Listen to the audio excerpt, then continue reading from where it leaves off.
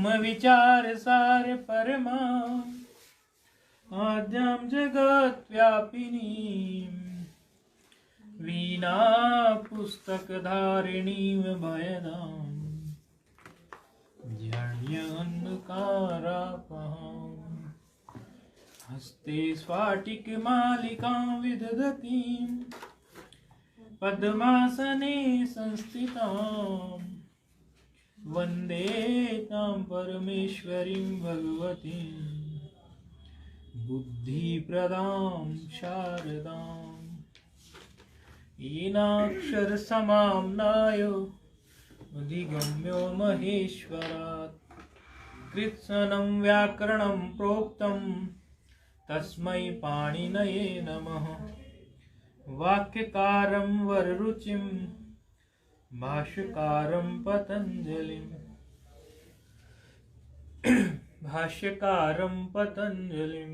पाणिनिं सूत्रकारं च प्रणतोऽस्मि मुनित्रयम् नत्वा सरस्वतीं देवीं शुद्धां गुण्यां करोम्यहम् पाणिनीये प्रवेशाय लघुसिद्धा कौमुदीम् ऐ रील ऋक् एओं ऐऔच हयवरट् लण् यमगणनं झबय घड़दश जबगड़दश खप चट चट तौ कपयो सससर हल इति माहेश्वराणी सूत्रा।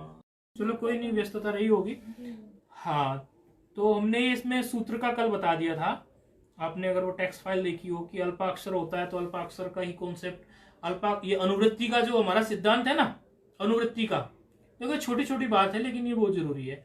अनुवृत्ति का जो हमारा सिद्धांत है तो ये अल्पाक्षर को सपोर्ट करती है, इसको बल देती है। क्योंकि अनुवृत्ति क्या है, एक सूत्र से दूसरे में कोई पद गया, दूसरे से फिर कहीं गया, ऐसे ही पद, एक सूत्र का पद जो है कहीं का कहीं जाता है। तो उसी से लाभ हमें ये हुआ कि ये बार बार अब हमें वो पद लिखना नहीं पड़ेगा। आप समझ रहे हैं, एक पद हमने उठाया तो वो बार बार अब हमें लिखना नहीं पड़ेगा। तो उससे लाभ ये हुआ कि अक्षर अल्प हो गए। ये अल्पाक्षरम का ये सिद्धांत कल बताया था। अनुवृत्ति का ये कॉन्सेप्ट जो है वो इसी से, क्योंकि वैयाकरणों का ये मानना है, ये हमने टेक्स्ट में भेजा भी था, उसको आप अपने पेपर उस पर नोट कर लेना, यदि नहीं है तो मैं फिर से भी भेज दूंगा। अर्धमात्रा लागवेन पुत्रोत्सव मन्यते वैयाकरणा। एक उनकी आधी मात्रा भी कम हो जाए ना उनको कहीं, तो उनको लगता है जैसे पुत्र होने का उत्सव हो गया। ये मूल सिद्धांत था। फिर हमने बताया था असंदिग्धम, जो डाउटफुल ना हो, जिसमें कोई डाउट नहीं हो, उसको असंदिग्ध बोलते हैं। फिर बताया था हमने सारवत, अब जो सार होता है उसी को सारवत कहा जाता है। फिर बताया था हमने विश्रुतोमुखम, कि जो जिसके मुख जो हो उसके खाली ये ना हो कि ये सूत्र इसके लिए बनाया, ये ऐसे यही लगेगा। उसके बहुत सारे मुख होते हो, कई जगह सूत्र लगता है, एक छोटा सूत्र कई जगह, जैसे आप लोग देखते हो कई जगह गुण है। अब गुण करने की सामान्य बात आपने सीखी, पर आगे सीधे ये बोल देंगे कि गुण कर दो। अब अधेन गुणा ने गुण किया तो ये थोड़ी ना है कि वहां आध गुणा में खाली गुण करना, बात खत्म हो गई। नहीं नहीं, आगे भी इसी तरह वृद्धि कर दो। सूत्र अनेक हैं, लेकिन फिर वो गुण और वृद्धि की को तो विधान करने वाला हुआ ना, तो उसी सूत्र के कई सारे मुख हो गए। फिर अस्तोभम का हमने बताया था कि हम बोलचाल की भाषा में क्या गड़बड़ कर देंगे। कभी भी हम एक वाक्य बोल रहे हैं, वाक्य बोलने के बीच में अंग्रेजी लोग बोलने वाले लोग बोलेंगे okay, yes, right, so it is right. आदत होती है कई लोगों को ऐसा बोलने की। ये जो फिलर्स हम डालते हैं, कई लोग, हमने हिंदी में बोलने वालों को भी देखा, भागवत इत्यादि का पाठ करते हैं तो वो क्या राम सीता ऐसे, तो वो ताल इत्यादि बैठाने के लिए बोलते हैं या भूल जाते हैं तो भी बोलते हैं। तो उसके कई वो है, पाणिनि शिक्षा के श्लोक नंबर 33 में, श्लोक नंबर 32 में और श्लोक नंबर 33 में इस बात को गलत बताया है। पाणिनीय जो शिक्षा है उसके श्लोक नंबर 32 में और श्लोक नंबर 33 में इसको गीति बोला है। गीति बोले, ये जो गीति करते हो ना आप लोग, ये नहीं होना चाहिए। हाँ, इसको गलत बताया, पाणिनीय शिक्षा में बताया ये ऐसा। श्लोक नंबर 33 है, आप देखना चाहोगे मैं भेज दूंगा आपको व्हाट्सएप पे। पाणिनीय शिक्षा का श्लोक नंबर 33, वो श्लोक भी बता दूंगा, उसको गीति उन्होंने बताया। तो इस तरह से जो करते हो, बोले वो व्याकरण की दृष्टि से ठीक नहीं है, बाकी वो आपकी इच्छा है, बोले बिना व्याकरण की बात करो तो कुछ भी चलेगी। तो वो अस्तोभम सूत्र में नहीं होता, सूत्र धारा प्रवाह होते हैं, उनमें इस तरह का कोई चक्कर नहीं है। कोई उनमें अंग्रेजी में इसको इंटरजेक्शन बोलते हैं, एक्सक्लेमेशन वगैरह बोलते हैं इसको। अनवद्यम का मतलब है, अनवद्यम जैसे कल संत जी ये बात कर रहे थे, हम आप नहीं थे तो हम संत जी से बाद में पाठ के बाद डिस्कस कर रहे थे। अब किसी ने इनको अस्तोभम और अनवद्यम दोनों का एक अर्थ बताया था, निंदा रहित, ऐसा ही कुछ बता रहे थे आप शायद कल। लेकिन अस्तोभम का मतलब अलग है और अनवद्यम का अर्थ जो है अलग है। अनवद्यम का मतलब है नॉट डिफेक्टिव, यानी उसको आप निंदा रहित कह सकते हो, लेकिन अस्तोभम का मतलब तो कुछ और ही निकल रहा है यहाँ पर। तो इनका इस तरह से हमने कल बताया था। फिर इत प्रकरण के कुछ सूत्र लिखवा दिए थे, वो टेक्स्ट में आपको भेजे कि ये इत प्रकरण में, ये हमारे पूरे अष्टाध्यायी में इत प्रकरण के लिए जो सूत्र प्रयोग में आते हैं, उपदेश अजम नासिकित है, हलंत्यम है, न विभक्तो तुष्मा है, ये आदित्य टुडवा है, श प्रत्यक्ष है, चुटु है, लसकवत तदित है, ये सूत्र इत प्रकरण में हमारे आते हैं, इस तरह के सूत्र में। और फिर हमने बताया था कि धातु सूत्र गणों उणादि वगैरह ये क्या होते हैं, कैसे होते हैं, इनका वो पेज पर अगर आप उसको लाइक करेंगे तो वो वीडियो भी कल का मिल जाएगा। अभी ये बताओ, इनको मैं थोड़ा धातु सूत्र गुणों उणादि को बताते हुए चलूं या कैसे, क्योंकि इसमें डाउट था, उस दिन डिस्कस कर रहे थे तो कह रहे थे ये क्या होता है, तो उसमें हमें भी थोड़ा सा लग रहा था कि हम शायद उसको अच्छे से संतुष्ट नहीं कर पा रहे, हमें स्वयं ही लग रहा था, तो हमने फिर उसको और अच्छे से संतुष्ट करने के लिए कल ठीक से बताया था। तो इसमें धातु तो सामान्य रूप से सब जानते ही हैं, सूत्र भी जानते हैं, गण भी जानते हैं, सूत्र माना महेश्वर सूत्र, गण भी जानते हैं। उणादि क्या है, उणादि भी गण ही है। और वाक्य के लिए हमने बताया था कि वाक्य जो वार्तिक को ही कहते हैं, वाक्य जो है, जो हमारे वार्तिक आएंगे ना बीच बीच में, ये इन्हीं को वाक्य कहते हैं। लिंगानुशासन का हमने बताया था कि जो स्त्रीलिंग पुरलिंग इत्यादि के जो अधिकार के सूत्र आएंगे वो टोटल करके समझो 191 सूत्र है। स्वामी जी ने वो 189 भी सूत्र बताए हैं स्वामी जी ने सत्य, तो लेकिन वो सही ऑथेंटिक जो है 191 है। अब उसमें क्या होता है कि एक आध सूत्र का हेरफेर भी होता है कई बार, तो चलो 191 मानो या 189 मानो, वो उतने सूत्र जो है वो लिंगानुशासन के ही हैं, इस प्रकार की बात हुई थी। जैसे इसमें अपना गण सूत्र की बात हुई है, तो गण सूत्र में स्वामी ये परिभाषा की बात हुई है। अब मैं परिभाषा की बात कल छूट गई थी, परिभाषा के बारे में आप जानते हैं, कुछ परिचय आप लोगों का है परिभाषा से? परिभाषा शायद कल हमने जिक्र नहीं छेड़ा। अव्यवस्था व्यवस्था संपदकम, वो तो ठीक है, वो तो व्यवस्था के लिए, वो तो परिभाषा सूत्र है। जो परिभाषाएं आती हैं, जिस तरह हम कुछ ऐसा बोल देते हैं किसी सूत्र को सपोर्ट करने के लिए जो परिभाषाएं बोलते हैं, चलो मैं याद दिला देता हूँ, आपको पता तो है, आपको पता तो होगी, मैं ख्याल में ले आता हूँ। किसी भी सूत्र से संबंधित हम उस सूत्र के लिए कोई बात कहना चाहते हैं अथवा अन्य कोई ऐसी बात हम द्योतित करना चाहते हैं जो छूट गई है, तो वो परिभाषेंदु शेखर एक शास्त्र है, उसमें परिभाषाएं हैं, वो परिभाषाओं से वो बात जो है ठीक से जम जाती है। अब कैसे, जैसे कि अब उदाहरण ले लेते हैं, उससे आप अच्छे से समझ पाओगे। उदाहरण में ये है कि ये हाँ, इसमें भी ये एक थोड़ा सा वो था, स्वामी जी तो उधर लिख रहे थे अपने शास्त्रों में, स्वामी जी का है ना ये शास्त्र, मैं इसको भी देखता रहता हूँ तो कंपैरिजन हो जाता है, ये स्वामी जी का है ना शास्त्र है ये। तो इसमें इन्होंने क्या लिखा था, स्वामी जी ने, परिभाषा बहुत इंपॉर्टेंट चीज है, इस पर थोड़ा ध्यान देना, इससे और परिभाषा से ही व्याकरण को सही पढ़ने पढ़ाने का माहौल जमता है, क्योंकि इसके बहुत सारे अंग है। अभी हम क्या करते हैं, सामान्य रूप से लोग सोचते हैं कि भाई हमने क्या है, धातु पढ़ लिए, सूत्र पढ़ लिए, नहीं, उणादि भी देखने पड़ेंगे, लिंगानुशासन भी देखना पड़ेगा आपको, बाकी सारी चीजें भी देखनी पड़ेगी। तो ये परिभाषाएं जो इन्होंने जो लिखी हैं, मैं देख रहा था इसमें, ये 134 लिखी है इन्होंने, 134 की 134 परिभाषाएं हैं। लेकिन परिभाषेंदु शेखर नाम का जो ग्रंथ है, हमें उसमें 133 से ज्यादा मिली नहीं। अब उसकी 2 टीकाएं उपलब्ध है, दोनों टीकाओं में 133 से ज्यादा उपलब्ध नहीं है ये। लेकिन 133 या 134 कैसे हो जाती है, फिर गलत नहीं है वो, हम इसको ये बताना चाह रहे हैं कि फिर वो 134 कैसे उन्होंने लिख दी, कुछ विचार करके लिखी होगी। तो इसमें क्या होता है कि एक परिभाषा के फिर 2 विभाग हो जाते हैं, किसी एक परिभाषा को 2 रूप में गणन किया गया है एक ही परिभाषा को, इसलिए वो 134। अच्छा, ये है वो परिभाषा का, आप लोग इसको चाहेंगे तो प्रिंट करा सकते हैं, तो फोटोस्टेट करा सकते हैं, इस प्रकार की परिभाषा। ये देखिए, ये है, ये ऐसे इसमें जैसे ये है परिभाषाएं। अब आप लोग जैसे पढ़ेंगे तो पढ़ने के टाइम पे जो पढ़े हुए हैं पहले उनके सामने ये सब बातें आती ही होंगी। जैसे इस प्रकार का आप लोगों के सामने ऐसी कोई बताता हूं बात जो आप लोगों के सामने आई हुई है, वो बात मैं बोलता हूं। क्योंकि जो नहीं आई हुई परिभाषा बताऊंगा उससे आप ठीक से मतलब बात को पकड़ नहीं पाएंगे। तो जो पहले आई,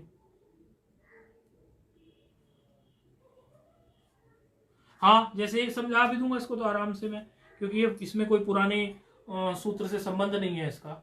तो ये है संज्ञा विधौ प्रत्यय ग्रहणे तदंत ग्रहणम नास्ति। इस तरह की परिभाषा आती है ना, संज्ञा विधौ इस तरह की आई है। हाँ ये लो ना, आपकी अभी की लो। अर्ध मात्रा लागवे न पुत्रोत्सव मन्यते व्याकरणा, इसी में से बल्कि ये लास्ट है 133वीं है, इसमें सारी परिभाषाएं। वैसे तो जो भी परिभाषाएं हैं कई लोगों के पास बहमी व्याख्या होती है, उसमें भी वो सब मिलती चली जाती हैं, लेकिन फिर भी अगर कोई अलग से इसका जिरोक्स करवाना चाहे तो उसमें परिभाषाएं लिखी हुई हैं। अर्थ इनके मैं बताता चलूंगा, अर्थ तो मैं बताता चलूंगा इनके सबके क्या अर्थ हैं। बाकी अगर अलग से लिखना चाहें वो करना चाहें तो जिरोक्स करवा सकते हैं, मेरे पास ये उपलब्ध है। तो ये हमने परिभाषा इत्यादि की बात की थी, और वार्तिक 6000 हैं, वो सब आपको मैंने डेटा उपलब्ध कराया था, अभी बाद में भी उपलब्ध करा दूंगा। अच्छा, अदर्शनम लोपा के बारे में हमने बता दिया था, कल अदर्शनम लोपा की चर्चा हुई थी, चूंकि वो आई नहीं थी तो विद्यार्थी कम रहते तो फिर लगता है कि कोई किसी का छूट ना जाए, तो उस दृष्टि से फिर ये हमने सूत्र ज्यादा नहीं उठाए थे, केवल एक ही सूत्र उठाया था कल, अदर्शनम लोपा। अदर्शनम लोपा में ये कहा था, अदर्शनम लोपा सूत्र का काम क्या है, आपको कुछ याद हो किसी को तो बताओ। अदर्शनम लोपा का आप बताओ कुछ, ओम आप कुछ बता सकते हैं अदर्शनम लोपा के बारे में, कोई जानकारी है तो? हाँ, मतलब वृत्ति में तो जो पढ़ा था प्रसक्तस्य अदर्शनम लोपा संयम स्यात्। ठीक है, मतलब जो विद्यमान है उसका आदर्शन होना ही लोक संज्ञा उसको दी गई। आदर्शन का क्या मतलब है इसमें? जो आदर्शन माने वैसे दिखाई देना है पर एप्लीकेशन में सुनाई नहीं देगा। जैसे इत में जैसे अच्छ प्रत्याहार च, हाँ वो बोलने में नहीं आएगा,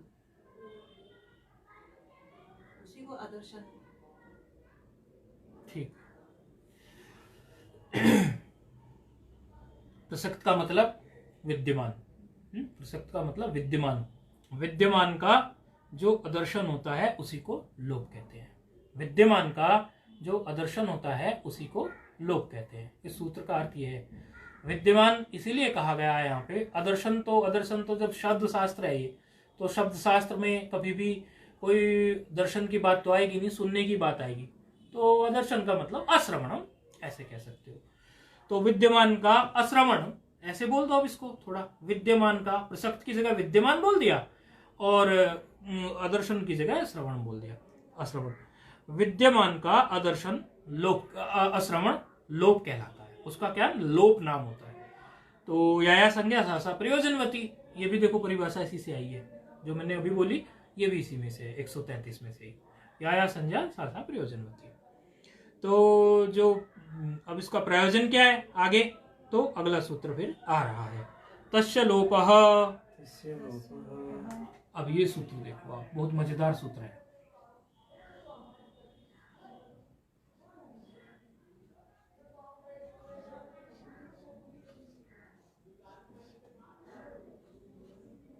इसका क्रमांक है 139।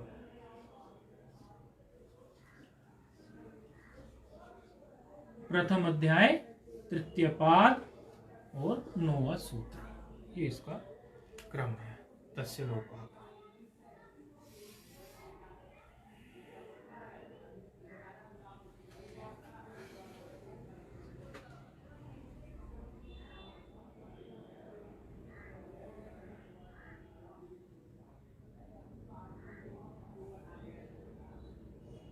आपके पास तो है ना ये वाली गोपाल वाली, ये आपके पास है क्या?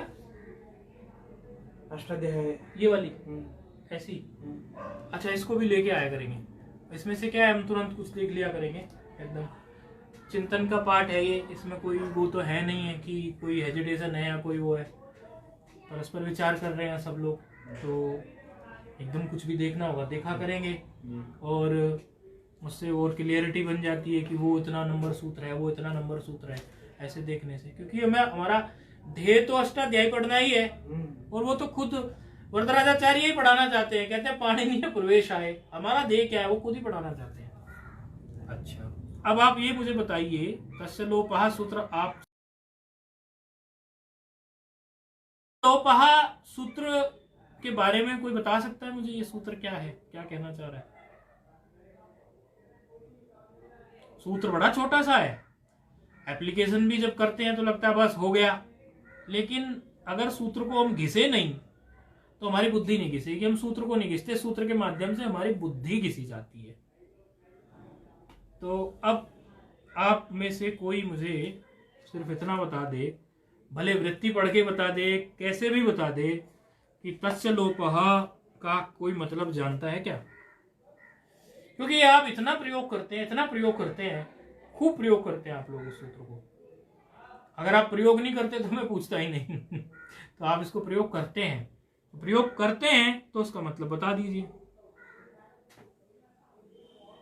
हमारा तो बोर्ड ही तिरछा हो जाता है, एक कोना इसका निकलता है, गंगा किनारे से चलता है, जैसे नीचे गंगा किनारे से फिर चढ़ के ऊपर को आते हैं, ये चढ़ाई बनती है, ऐसे एक कोना गंगा किनारे नीचे रहता है और फिर चढ़ते चढ़ते सीधे पहाड़ में चला जाता है, कुंजपुरी इधर उधर चला जाता है। वो डायरेक्शन शायद ऐसी बैठती है ना। चलो खैर तो कर लेंगे हम धीरे धीरे सुधार, अभी बच्चे हैं, बच्चों की गलती क्षम्य होती है। तो ये आप लोगों ने पढ़ा होगा, तो बताएं आप लोग उसके बारे में थोड़ा, मतलब कुछ भी आपकी अंडरस्टैंडिंग जो है वो बताइए। ये हमारा परस्पर चर्चा वो है, इसमें कोई ऐसा नहीं है हम एक दूसरे को खोलने के लिए बैठे हैं यहाँ पर। सुसंवाद क्या इसका आप बताइए, मुझे ऐसा लगता है आपको पता है इसलिए पूछ रहा हूँ। आप बोल नहीं रहे, बस बोलिए। हाँ, क्योंकि काफी दिखने में भी काफी सरल है भाई, इसमें षष्ठी लगी है, तस्य में षष्ठी है जी, स्पष्ट दिख रही है। अच्छा, तो षष्ठी से किसका क्या करना चाह रहे हो? तस्य से जो प्रत्याहार होगा उसका इत का लोप। अच्छा, हम इसकी वो विभक्ति भी लिखना भूल गए ना। ऐसे एक ये भी चीज अभ्यास में रहती है ना, कई लोग, आप लोग तो थोड़ा जानते हैं षष्ठी ये है, लेकिन कोई कोई नहीं कई बार लिखता ना, तो वो लिखवा देते हैं। तस्य से मतलब प्रत्याहारस्य इत, प्रत्याहार में जो इत है उसका लोप हो। ऐसा कहाँ लिखा है कि प्रत्याहार में इसका लोप हो? तस्य तो तस्य और ये जो ये तो है वो इत, ऐसा। देखो, आज अगर आपने ये बता दिया कि तस्य का क्या मतलब है, लोपः तो आपकी समझ में आया ही हुआ है, ये तो मुझे पता है, और ये सूत्र को आप इतनी बार प्रयोग करते हैं, सब आप वैयाकरण हो यहाँ पर खूब प्रयोग करते हैं। समझो एक बार तो आप मेरे से ही डिस्कस कर चुकी हो उसको, एक बार आप अन्य भी कहीं डिस्कस कर चुकी हो, महाराज भी इसको खूब देख चुके हैं, लेकिन इसमें तस्य का मतलब पता चल जाए तो बात पूरी हो जाए। बस तस्य का बता दो, लोपा तो चलो मान गया, लोपा तो हम अभी पढ़ के आए हैं, अदर्शनम लोपः, ठीक है, अदर्शनम लोपः, अदर्शन को ही हम लोप कहते हैं, ये पढ़ के आए हम। और किसका आदर्शन? जो प्रसक्त हो, विद्यमान अर्थात जो विद्यमान हो, विद्यमान का आदर्शन अगर हो गया तो उसको हम लोप कह देते हैं। ये बात तो हमने अभी पिछले सूत्र में पढ़ी है, सूत्र संख्या जिसकी थी 1160, लेकिन इसमें तस्य पद में ही सारा रहस्य छिपा हुआ है, पता है आप लोगों को, लेकिन आप उधर ध्यान नहीं ले जा रहे अपना, मैं ये जानता हूं। पहले सामान्य अर्थ करते हैं, फिर उसका थोड़ा सा अलग अर्थ करते हैं। सामान्य अर्थ के लिए वृत्ति लिख लेते।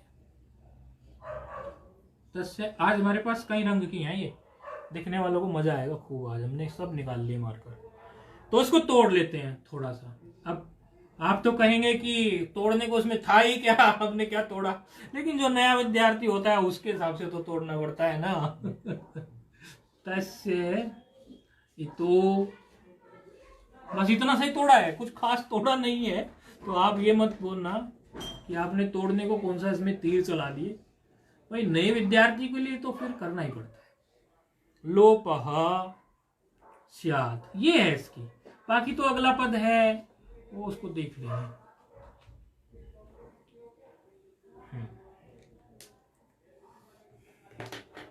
फिर से उन्होंने तस्य की बात कर दी वृत्ति में। ये कह रहे हैं उसका।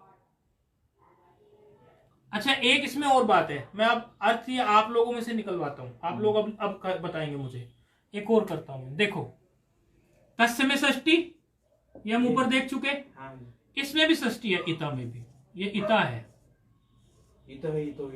ठीक है, इसमें भी षष्ठी है, ठीक है। इसका रूप ऐसे चलता है ना, आज का रूप चलता है जैसे मरुत का रूप जैसे चलता है। मरुत का रूप थोड़ा देख लेना, जिसने नहीं देखा हो मरुत का रूप थोड़ा देख ले। मरुत का रूप जैसे चलता है, मरुत का षष्ठी और पंचमी एक जैसा सा होता है, आपने देखा हो। उसी तरह अच का चलता है, बार बार हमारे सामने आएगी ये। अच्छा हर जगह आपको मिलेगा। अभी सूत्रों का अर्थ करने का भी हम वो प्रोसीजर जो होता है वो भी बताएंगे, लेकिन अभी पहले सूत्र को ले लेते हैं। कल तो मन सा नहीं लग रहा था हमारा पाठ में, इसलिए लगता है कोई विद्यार्थी फिर कम हो जाए तो फिर लगता है अरे कुछ छूट जाएगा, फिर उसको फिर हम पूरे उससे नहीं लेते। आज हम लेकिन जोश में हैं पूरे। तस्य इतः लोपः स्यात्। इता में भी षष्ठी है। अगर हम इसका सामान्य षष्ठी के हिसाब से समानाधिकरण करके एक ही विभक्ति अगर दो पदों में है तो उनका अर्थ करने के लिए वही विभक्ति को समानाधिकरण बोल देते हैं। एक ही विभक्ति अंत जो होते हैं उनको फिर समानाधिकरण में बोल देते हैं। उनका अधिकरण समान है क्योंकि एक ही विभक्ति है। अर्थ करने के लिए उनको साथ में ले लेते हैं। तस्य इतः, जब तस्य इतः को ले लेते हैं, उस इत का, ठीक है, उस इत का लोप हो, ये इसकी सामान्य हिंदी है। इतनी तो कोई भी पढ़ा, छोटा बहुत पढ़ा हुआ कर लेगा कि उस इत का लोप हो। लेकिन उसका मतलब यहाँ क्या है, इसी को मैं पूछना चाहता था आप लोगों से। उसका मतलब यहाँ पर यह है, सामान्यतः इसका एक सामान्य अर्थ यह निकलता है कि उस इत का मतलब जो इत हुआ है, जो इत हुआ है उस इत का मतलब जो इत हो जाए उसका लोप कर दो। ये अर्थ निकला कि नहीं निकला? ये अर्थ निकला या नहीं निकला? आप कैच कर रहे हैं ना? आप पूछ लिया करो अगर कहेंगे तो। उस इत का लोप। अब यहां पर प्रश्न अगला क्या खड़ा कर देता है पूर्व पक्षी। थोड़ा शास्त्रार्थ करने की आदत है पूर्व पक्षी को, और शास्त्रार्थ करने से थोड़ी हम उपनिषद इत्यादि भी पढ़ते हैं, तो अब कोई ऊपर से मंत्र पढ़े और उसका अर्थ पढ़े, निकल जाओ आगे। अगर उतना ही होता तो फिर शंकर भाषा आनंद गिरी में इतनी माथापच्ची क्यों होती? बुद्धि घिसने का, अच्छे से बैठाने का है। तो आप कहोगे कि बात कोई नहीं, लेकिन शास्त्रार्थ है इसमें थोड़ा सा। तो ये है, वो कहते हैं, पूर्व पक्षी कहता है कि आपने क्या कहा, आपने सिर्फ इतना कहा कि उस इत का लोप हो। यदि आप ये तस्य ना लिखते तो आपको करना तो इत का ही लोप है, आप खाली ये लिख देते इत का लोप हो। क्या हानि आ रही थी भैया आपको? प्रश्न होता है किसका? हाँ बताइए। नहीं, इन्होंने कहा कि इत का लोप हो। अगर हम ये इसमें से तस्य मिटा दें, मानो तस्य है नहीं, आप तस्य को पढ़ो ही नहीं, पूर्व पक्षी का प्रश्न है कि तस्य को हम मिटा देते हैं और कह देते हैं इत का ही इत का लोप हो, क्योंकि करना तो हमें इत का ही है भाई। जैसे हमारा ये था, एक कोई प्रत्याहार होता है हमारा, कोई भी प्रत्याहार या समझो कोई आदेश होता है, उस आदेश में हमें कुछ करना होता है। आदेश करने के बाद में हमारा उसके बाद उसको प्रयोग में लाना होता है। तो प्रयोग में लाने के लिए हम उसका समझो कि अंतिम हल जो उसका इत होता है उसको उड़ा देते हैं, इत मतलब लोप कर देते हैं, तो हो जाएगा वो तो इत कहने से भी होगा। कोई भी हमने लिया उसका इत हो गया, बोले जैसे ये है सुप है, एक प्रत्याहार है, आदेश होता है ये। जब हम सु जैसो मोट छठ वो सब बनाते हैं, सु और अम है, अम में फिर आप बोलो ना विभक्त तो उसमें वगैरह आप कुछ ना कुछ लगा बैठोगे। सु जस अम ओट शश ले लेते हैं। अब ये इनके अंतिम पद है, इनका अंतिम हल है। अंतिम हल का नाम हमने क्या रखा था? इत रखा था। इनको इत कहा था ना हमने, किस सूत्र से कहा था इनको इत? हलंत्यम से। तो इनको जब हमने इत कह दिया था तो इत कहने के बाद में हमें सीधे बोलना चाहिए कि इत का लोप हो। भाई हम करेंगे क्या, अल्टीमेटली हम कर क्या रहे हैं, फाइनली हम इतना कर देते हैं कि जी सुप चला गया हलंतम से, ये पकार चला गया हलंतम से, सू रह गया जी, उकार चला गया जी उपदेश या जनुनासिक इत से, ये जी ये लंगड़ा से रह गया। यही तो प्रक्रिया करते हैं हम। ये तो जी हमारा इत से हो रहा है कार्य। ये तस्य पद अलग से जोड़ने का क्या सिद्धांत है, ये प्रश्न था मेरा, ये पूर्व पक्षी का प्रश्न है। तो कोई बताएगा ऐसा क्यों उन्होंने तस्य क्यों लिखा? कुछ रहस्य तो होगा पाणिनि को तस्य लिखने के पीछे। आपको मेरी बात वैसे समझ में आई जो मैं बोल रहा हूं? क्योंकि अगर प्रश्न समझ में नहीं आएगा तो फिर उत्तर में बात नहीं बनेगी ना। तस्य पद उन्होंने क्यों लिखा? चलो इस तरफ ध्यान लेके चलते हैं। अभी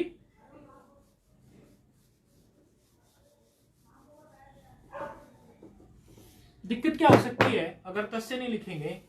दिक्कत ये हो सकती है कि षष्ठी से जो निर्दिष्ट कार्य होता है ना, आप आगे सूत्र पढ़ेंगे, षष्ठी से जो निर्दिष्ट कार्य होता है, ये मैंने प्रश्न इसीलिए पूछा क्योंकि मैं आप लोगों को सामान्य विद्यार्थी नहीं मान रहा हूं, अन्यथा ये प्रश्न करने की जरूरत थी ही नहीं है। नहीं नहीं, आप सामान्य है नहीं, वो तो अपने को हर व्यक्ति, ये तो बड़प्पन होता है ना, अपने को सामान्य कहता है, लेकिन मैंने इसीलिए प्रश्न किया। मुझे ऐसा लगता है हम लोग अब विचार की गहरी प्रवाह में, यही तो 1 घंटे का हम आनंद उठाने जा रहे हैं। इन्होंने ये कहा कि तस्य जो है हम नहीं लेते, अगर तो हम ये ले लेते कि इतः, तो इत का लोप हो, ऐसा बोल दिया, बात खत्म हो गई, आपने तो कह दिया। लेकिन समस्या यहाँ क्या होगी कि इत है, तो इसमें इत क्या करेगा? इत ये करेगा कि इतः का लोप हो, तो इतः में क्या षष्ठी है जी, इतः में तो षष्ठी है ना। अच्छा, षष्ठी निर्दिष्ट कार्य के लिए अलोन्तस्य सूत्र होता है एक, आपने सुना हुआ है अलोन्तस्य सूत्र। अलोन्तस्य एक सूत्र आगे आएगा भी डिटेल में। अलोन्तस्य ये कहता है कि अगर षष्ठी निर्दिष्ट कोई कार्य हो, यानी अगर कोई छठी का कार्य हो, जैसे होती है ना घरों में किसी बच्चे की छठी होती है, वो छठी की बात हम नहीं कर रहे, छठी पे दावत वावत होती है। आपके उधर महाराष्ट्र में नहीं होती शायद छठी, होती है क्या? नहीं होती। ये 6 दिन का हो जाता है ना बच्चा, किसी को बेटा हुआ 6 दिन का हो गया, नामकरण रहता है, तो छठी में उसका कुछ नामकरण करेंगे, कुछ थोड़ा दाना पानी खाने को दे देंगे हम जैसे ब्राह्मण को। ब्राह्मण तो पहले से ही शास्त्र में लिखा है, एक गरीब ब्राह्मण रहता था गांव में, तो हमें एक ब्राह्मण की तरह को खिला देता। तो इतः में षष्ठी है, तो वो कहते हैं कि षष्ठी का कोई भी निर्दिष्ट कार्य हो छठी विभक्ति का, तो अंतिम अल को होना चाहिए। तो समस्या क्या होगी? तो लोप केवल किसका होगा? अंतिम अल का। अंतिम अल का होगा। फिर हमने इतना ले लिया, अंतिम अल का हो गया लोप। लेकिन कई ऐसी जगहें हैं जहां अंतिम अल को लेने से काम ही नहीं चलता। अंतिम अल को खाली लेने से काम नहीं चलता, अंतिम अल से पहला भी उड़ाना पड़ जाता है, क्योंकि वो पूरा ही उड़ाना पड़ता है। अंतिम अल आपने ले लिया, अंतिम अल लेके आपने खत्म कर दी बात। लेकिन ऐसा होता नहीं, ऐसा अभिष्ट नहीं है। उसके कई उदाहरण है, एक उदाहरण उठा लेते हैं, इसमें ही दिए हुए हैं।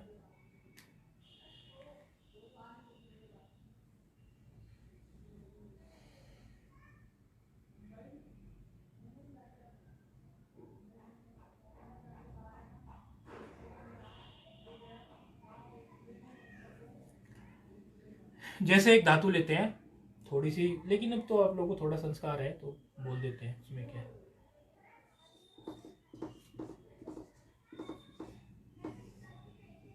टून, ऐसी कोई धातु है, टूनदी, हाँ ऐसी धातु है। एक और ले लेते हैं,